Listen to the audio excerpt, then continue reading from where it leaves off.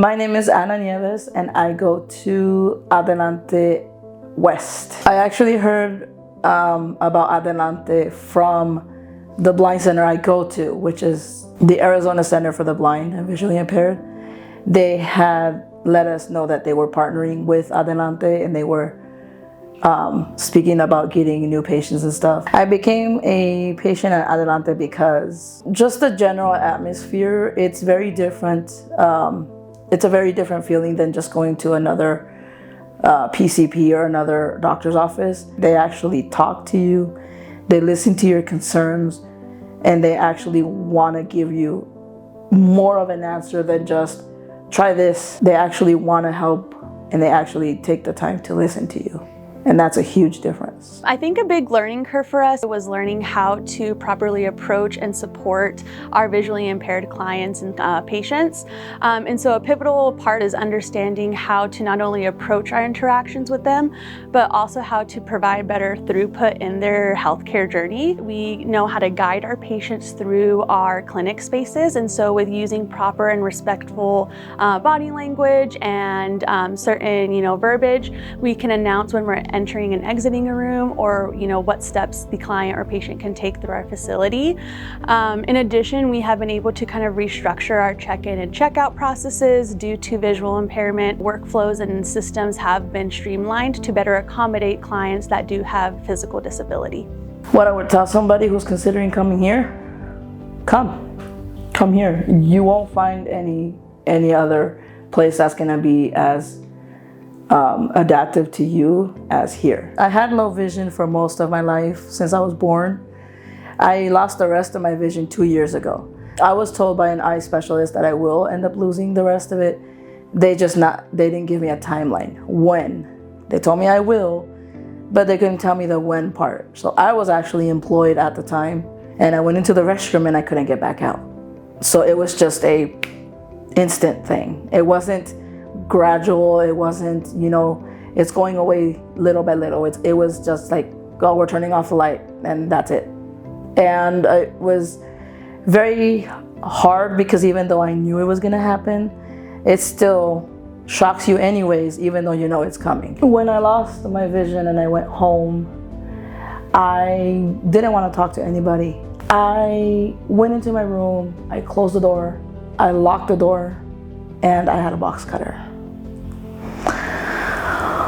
It's very dark when you're at the point where you decide, you know what, I can't take this anymore. I had my 2 kids, I had my dog, but I wasn't thinking about that anymore at the time. At that second, I didn't care. So I was closed in my room for days. The thing that kept me from doing that is what I believe in. That is the only thing that kept me from swiping that box cutter against my wrist. Because if I didn't have that, I wouldn't be here. You have to have faith in something. Otherwise, you're gonna lose yourself.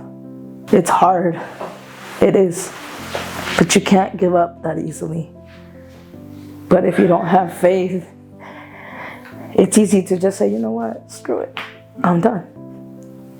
And you see that more in the disabled community than anywhere else. Patients like Anna have showed us that visual impairment or loss does not only come with physical health concerns, but also that is very correlated to mental health concerns. And so to have a site like Roosevelt where integrated care is present or specialty behavioral health is present in conjunction to medical, we've been able to see the benefit of streamlining all those services and connecting the patient during the same visit on the same day.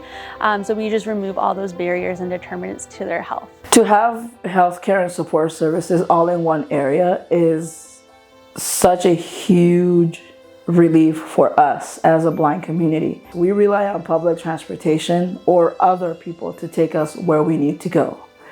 Having it there right next door where you could just walk down the sidewalk and you can walk in and have services that you can use or ask about there is going to open a whole lot of doors for a lot of people. The executive director, Steve Tepper at the Arizona Center for the Blind and Visually Impaired, asked if we might like to open up a shop on their campus. And so this partnership was born. The ceiling's unknown. I think the whole community there is ultimately going to come through our turnstile and be able to benefit from the care that we are so proud of giving. But it also really matches the needs of the community. You know, we exist because we want to help people thrive with not only their health care and their health conditions, but we want them to be able to overcome social barriers that often inhibits their